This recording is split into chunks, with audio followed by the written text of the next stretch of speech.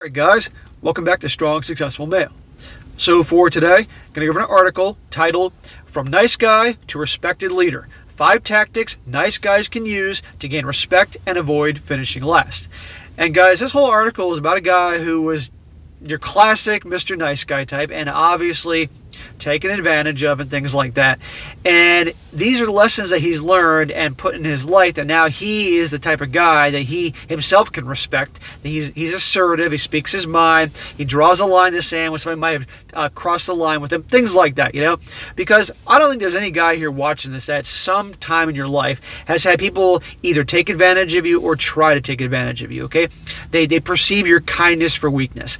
And in the dating game, in the dating situation, for those of you guys that do dating and pickup and relationships, it is abundantly clear women are not attracted to the quote-unquote nice guys, okay? And I'm not doing this video to talk for just about women. I'm doing this just to help you guys in general in life.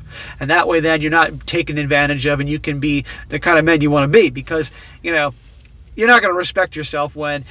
how many times have you guys been in a situation where maybe when you were younger, you let something slide, and then you look back and you regretted why you did that, okay?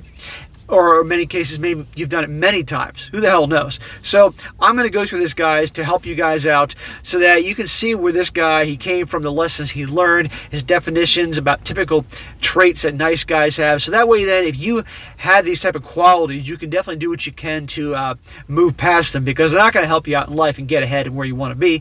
And honestly, you'll have a lot more self-respect for yourself and walk taller when you start becoming a much more assertive guy. And let me make this clear. This isn't teaching you to do a complete 180 and be a complete total asshole. Not at all. It's just simply being a good guy, but who stands up for himself, who's assertive, who draws a line with somebody's, taking advantage, things like that. So, gonna jump into this. Starts off, what he said to me was, "You're such a nice guy, Mike. The nicest." What he meant was, everyone is trampling all over you, you're not aggressive enough, you're never going to get anywhere in life, and you certainly aren't going to find success in this company. I've heard it 1,000 times before. Mike, you're such a nice guy. Or, Mike, you're the nicest. So nice. Which would be great if it were a compliment, but it's not. Yeah, it's not. Of course, there's truth to what they say. I am nice. I do treat others with kindness. I would give you the shirt off my back if you needed it. But their so-called compliments are laced with an undercurrent of misgiving concerning my ability to get ahead in life, or at the very least, avoid the wrath of distrustful, self-interested sinners who would rob me of my possessions, my honor, and my virtue. These stabs at my character, disguised as flattery, are enough to make me wonder if I should be more of an a-hole. Nice guys finish last, right? What's with the double meaning? A quick internet search for nice guy returns a list of articles on, number 1, how to stop being a nice guy, number 2, how to get what you want, usually a girl, and number 3, why nice guys are actually sinister and manipulative. These are the typical things. A lot of times you've seen articles or articles written by women that talk about that nice guys are really these sinister guys and manipulative, just like they said, and they're not really who they are. I've seen enough of them. I haven't done any videos on that because these articles were stupid, but I have seen them. These two harmless words, when strung together, hold quite the negative connotation. The phrases come to represent the type of person who is passive-aggressive, says one thing but means another, and loses all self-respect by bending over backwards for others, regardless of how it affects him or even hurts them. Does this sound familiar, guys? How many of you guys have done this, where you basically have gone against what you wanted to do to make others happy because you didn't want to have any conflict or drama or anything like that? Put your needs last. That's classic nice guy behavior. And I've said this before in other videos, don't do that, okay? Never sacrifice your needs and what you want just to make other people happy and not cause any issues, okay? You don't have to be a jerk about it, but you can stand your ground. He goes on, you probably know a few nice guys. Maybe you're reading this now because you suspect you are one. I was once a nice guy when I was much younger. This is how I know about this stuff. They're the guys who go along with everything. They start and they end their day worried about what others think. Their ability to avoid conflict is undisputed, always shying away from confrontation, never stick up for what's right. Sound familiar, guys? Which begs the question, should you stop being nice, and can being too nice come at a cost? How nice is too nice? Just like other aspects of life that get out of balance, when you place too much emphasis on accommodating others' needs at the expense of your own, you'll quickly find yourself stressed, overwhelmed, and resentful. Absolutely. Taking responsibility for other people's feelings is the most common way this happens. You tactfully tell someone the truth, they take personal offense, and you find yourself apologizing for speaking the truth. Though you deliver the truth with love and kindness, the receiving party gets emotional, defensive, upset. So you apologize because you are feeling responsible, when in reality, the other person chose to react the way they did. Guys, I'm a very direct person. I'll speak what's on my mind, okay? And, as a personal trainer, I got to be direct with my clients and tell them, look, you got to do these certain things if you want to reach the goals you want to reach, okay? And believe me, there are people at times, they don't want to hear what I have to say, okay? And I have lost clients in the past because they simply didn't want to make the certain changes to their lives, particularly their diet. That's like the biggest area that gets people all emotionally worked up, because a lot of people, I've said this before in videos, as a trainer, they're more than happy to go to the gym multiple days a week and work hard for an hour, hour and a half, okay? But if you ask them to alter their diet in any way, they look at you like you're asking them to give up their firstborn child, because most people, food and drink is their outlet for stress or their social thing and stuff like that. Any change to that, and I've been abundantly clear, you got to make changes, otherwise you're not going to get where you want to be, and you're wasting your time. And I guess some people definitely get a bit irritated about that sometimes, but I'm not helping them if I tell them the truth. I mean, I'm not helping if I don't tell them the truth, so I have to do it. And I know it's ruffled some feathers, but the people that actually listened to me and reluctantly with what I said, they got results. It goes on, of course, this happens because you seek others' approval. Another sign you're being too nice. Guys, if you do this, stop seeking approval. And in the dating situation, since I do bring this up from time to time, guys that go around trying to get women's approval will turn them off every time. Meanwhile, the guys that don't do that, turn them on. Okay, so stop trying to get women's approval all the time. It's a little tip there I want to squeeze in. He says, we all want to be loved and needed, but when your decisions and actions revolve around receiving that love and approval at the expense of what's right, you've gone too far. You're going to get tagged with a nice guy status. This often rears up on the brink of conflict. An argument starts, you don't want to offend, you want to look good, you don't want to fight. So you immediately take the side of least resistance. Sure, some or most battles aren't worth fighting, and staying focused on the big picture is best. But there's a difference between staying focused on what matters and bowing to bad behavior simply to avoid confrontation. Nice guys do not do confrontation. And I'm not saying going out there, guys, looking for confrontation, but you got to stand up for yourself and stand up for what you believe is right. And that is going to happen from time to time. And that can happen not just with people that you don't care about. It can happen with people you do care about, like your friends or your family. Wrong is wrong, and sometimes you have to say so. If you don't, you'll end up resenting it later. 100% true. Which is the final way to tell if you are being too nice. Taking care of others at the expense of your relationships, your health, or your work will only breed resentment. Wishing you had stood up for something that someone else did in your stead will do the same. Resentment is often the result of being too nice, or going along with something you didn't want to do. It's a sure way to tell you should have been taking a different approach. Again, nice guys will put their needs last, and they'll go along with other things and make other people happy because they don't want to be the odd man out, or they don't want to have any kind of issues, and they'll just go along with things, okay? Don't be that way. These foretells, taking responsibility for others' feelings, seeking approval of others, avoiding conflict, and continually exchanging your needs for others, are the quintessential nice guy attributes that give being too nice a bad name. When you take on these qualities, it's too easy for others to ramrod their opinions, their tasks, and their feelings down your throat, making you appear weak and feel resentful. A room full of nice guys with all four of these attributes would get eaten alive by even a single cunning, narcissistic, political alpha male. It's how Ned Stark lost his head. And while we can't rewrite Game of Thrones, as much as many of you may want to, we can learn some lessons from successful leaders who utilize their nice qualities to get ahead instead of finishing last. This is a longer article, guys, but it's really good. This guy really hits the nail on the head about the whole nice guy thing and basically things not to do to really help you out. That's why I'm doing this. He says, how to be nice without finishing last. Look back on the successes you've had in your life. How many of them came from being a jerk? I bet not many. The few times I've acted like an aggressive jerk led me nowhere. The victim was quick to defend themselves and show how what they did was right. They'd often go further, lashing out and proving how I was actually in the wrong. Furthermore, none of the massively successful people I've read about or know personally were anything but nice. They were kind, respectful, and always looking for the win-win. Yet somehow their niceness wasn't perceived as weakness. They weren't taken advantage of, they weren't rolled over. Instead, they followed a few principles that helped them respectfully and politely hold their ground without looking like a stick in the mud, and get what they wanted without being perceived as a jerk, and be kind without being perceived as the nice guy. Yeah, guys, you don't have to be a complete a-hole to get what you want, but you gotta stand up for yourself. You gotta be assertive, okay? And with time and practice, you all can master this. I don't care who it is, where you are watching this right now, you can improve that in your life. Number one, these are different things he's bringing up. Number one, don't ask, suggest. I consider one of my first bosses the stereotypical man's man, a football-playing, sharply dressed corporate leader with no chance of being mistaken as a nice guy. Yet none of his employees had a bad thing to say about him. In fact, we sang his praises when he wasn't around, and watched his every move and rapt attention when he was. His restaurant routine was the most fascinating. We'd sit down and glancingly briefly, I can't even talk. Sorry about this, guys.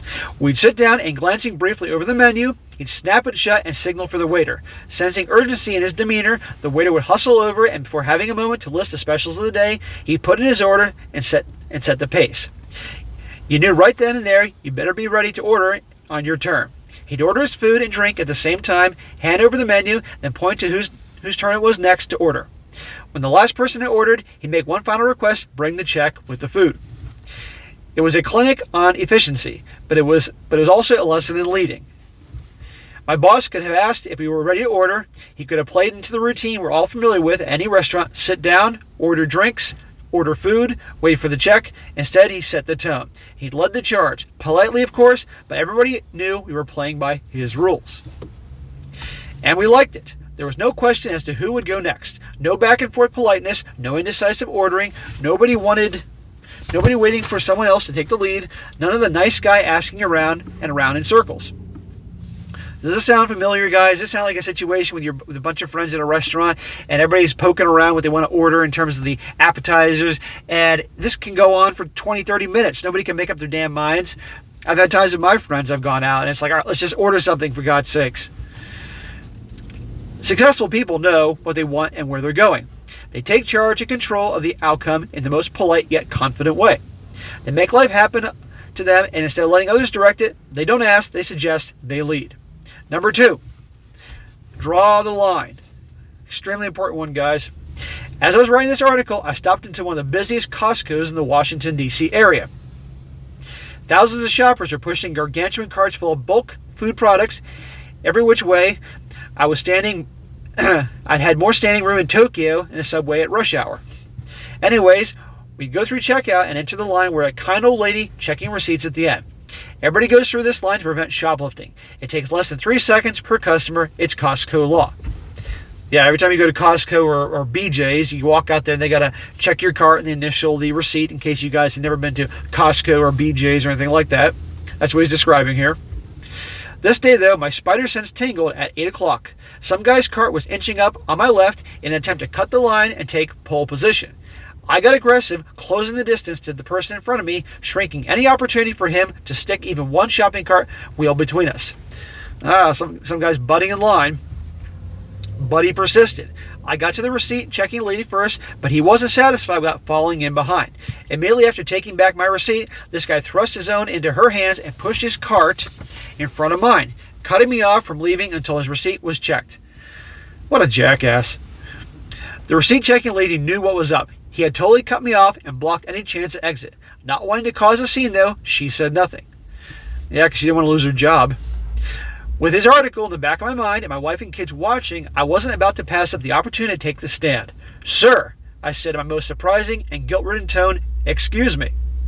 I pointed with all 5 fingers at the cart dam he had created with his cart, waving him out of the way curtly, forcefully almost. Had I Jedi powers, my hand would have thrown his cart full of toilet paper and dog food straight across the warehouse. Wouldn't have been a sight. He moved. More importantly, he waited his turn. See? The guy drew a line, stood up for something, and he said something.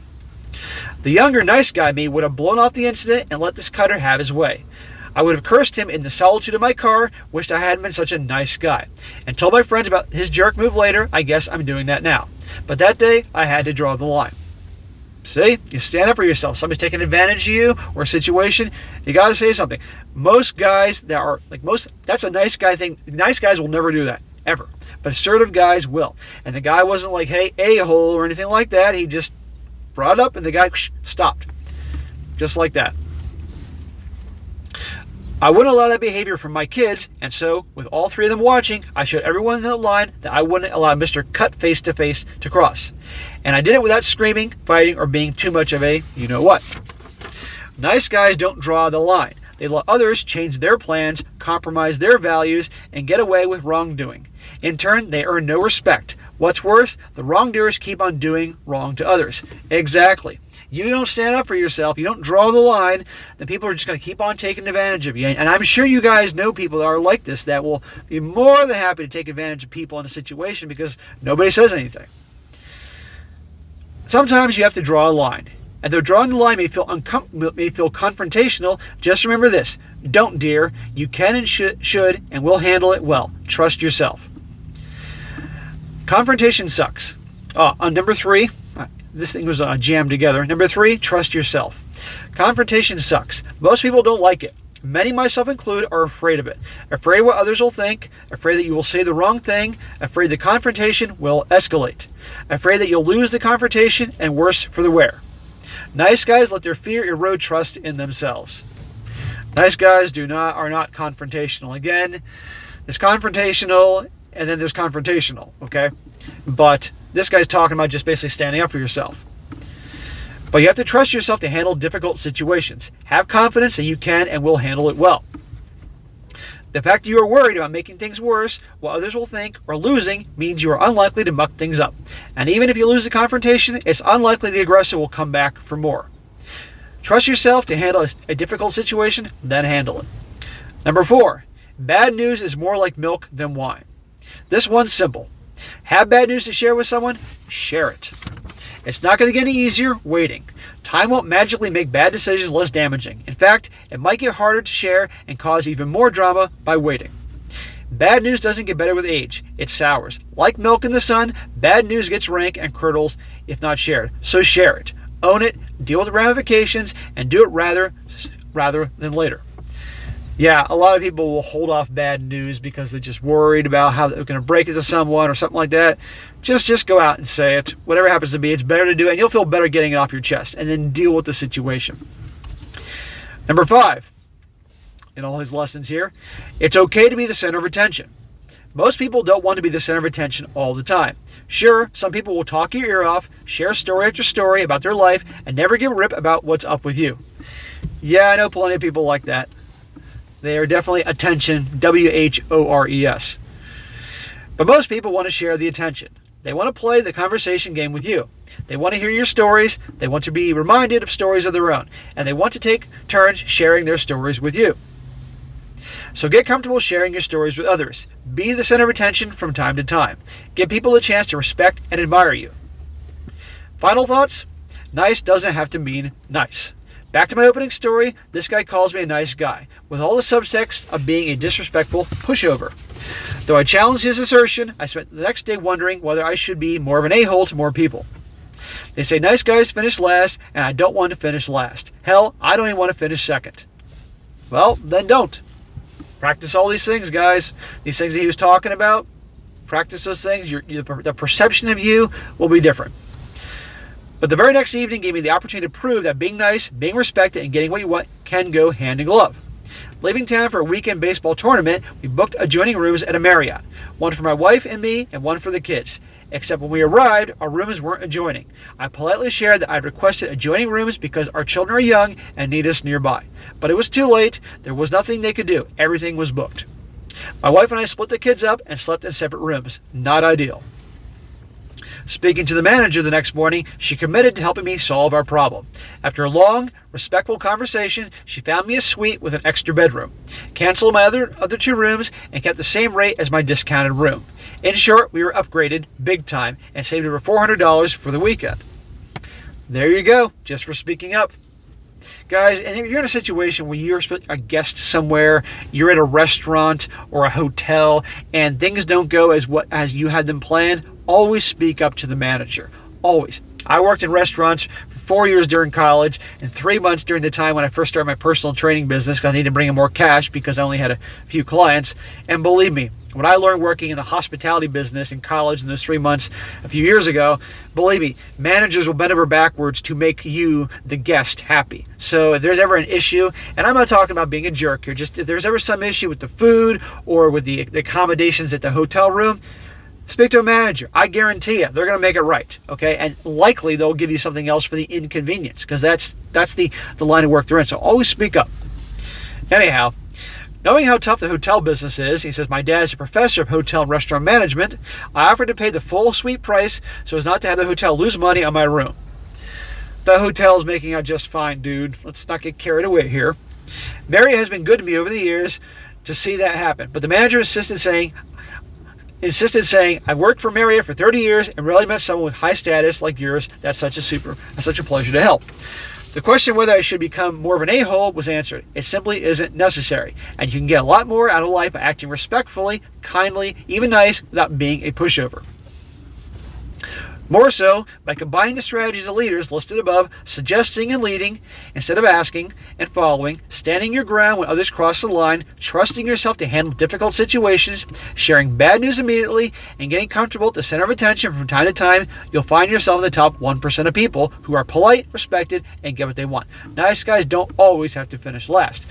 Yes, but that's the thing. If you start having all those traits we described, you are no longer in the category of being the quote-unquote nice guy, okay?